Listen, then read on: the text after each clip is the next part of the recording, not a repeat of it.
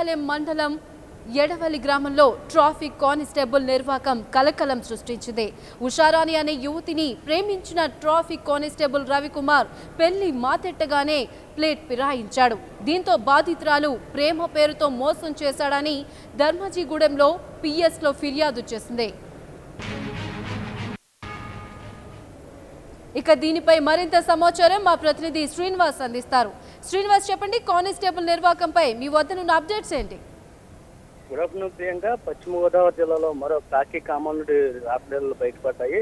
ఎవరైతే ఉన్నారో ఇతను రవికుమార్, ఉప్పులూరు రవికుమార్ అనే ఇతను ట్రాఫిక్ కానిస్టేబుల్ గా ఏలూరులో విధులు నిర్వహిస్తున్నాడు. ఇతనికి కొంతకాలంగా ఉషార్ అనే అమ్మాయి మరో అమ్మాయిని లింగపాలెం మండలంలో పెళ్లి చేసుకున్నాడు. ఈ అమ్మాయితో కొంతకాలంగా సహజీవనం చేస్తున్నాడు. అంటే ఒక భారీగా మ్యారేజ్ చేస్తూ జీవితం కొనసాగిస్తుంది. అదనపు కట్నం కోసం అమ్మాయిని అనేక సార్లు వేధించడం జరిగింది. అయితే కట్నం ఇచ్చుకోలేని పరిస్థితుల్లో ఉన్న ఉషారాన్ని కుటుంబ సభ్యులు తెగేసి చెప్పారు. మేము మా ఆర్థిక పరిస్థితి అంతంత మాత్రంగా ఉంది, మేము కట్నం ఇచ్చుకోలేమని చెప్పడంతో ఇతను భీమవరంలో మరొక అమ్మాయిని గత వారం రోజుల క్రితం పెళ్లి చేసుకున్నట్లు తెలుస్తుంది.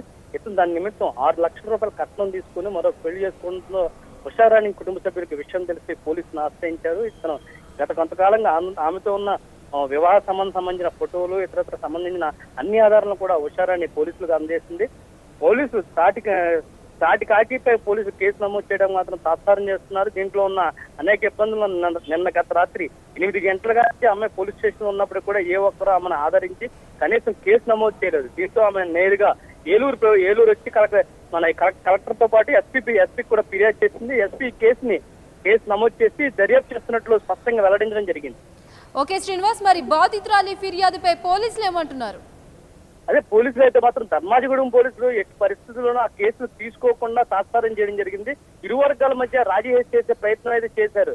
దీంతో విసుగు చెందిన ఉషారాణి వెంటనే ఏలూరు కలెక్టరేట్ చేరుకుని అక్కడి నుంచి ఎస్పీ కార్యాలయం చేరుకుని ఎస్పీకి నేరుగా ఎస్పీ భాస్కర్ భూషణ్ కి నేరుగా ఫిర్యాదు చేసింది. దీనిపై ఎస్పీ కూడా నేరుగా కేసును నమోదు చేయమని ఆదేశాలు జారీ చేస్తారు. ఇప్పుడు ఎవరైతే ఎస్పీ కానిస్టేబుల్ ఉన్నారో రవికుమార్, తన మీద 376 రేప్ కేసు, 141 చీటింగ్ కేసు నమోదు చేసినట్టు స్పష్టంగా ఎస్పీఏ తన మీడియాకి వెల్లడించడం జరిగింది. తదుపరి విచారణ జరిపిన తర్వాత ఎవరైతే ఉన్నారో ఈ రవికుమార్ సంబంధించి పూర్తి సమాచారం తెలుసుకుని తనపై కఠిన చర్యలు తీసుకుంటామని ఎస్పీ అమ్మాయికి భరోసా ఇచ్చారు. ఓకే శ్రీనివాస్, ఇంకా రవిని అదుపులోకి తీసుకోలేదా పోలీసులు? అంటే రవికుమార్ ఇప్పటివరకు అదుపులో ఎప్పుడైతే రాత్రి అమ్మాయి పోలీస్ స్టేషన్ కి చేరుకుందో, ధర్మాజిగూడెం పోలీస్ స్టేషన్ చేరుకున్న వెంటనే ఇక్కడ ట్రాఫిక్ విధులు నిర్వహించిన రవికుమార్ పరారీలో ఉన్నాడు. ఇప్పటి వరకు కూడా రవికుమార్ ఆచూకీ అయితే పోలీసులకు లభించలేదు.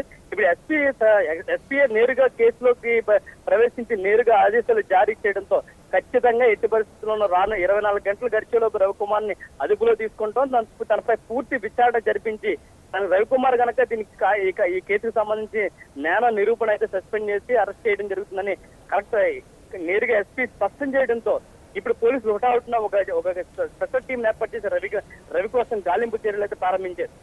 Right, thank you Srinivas.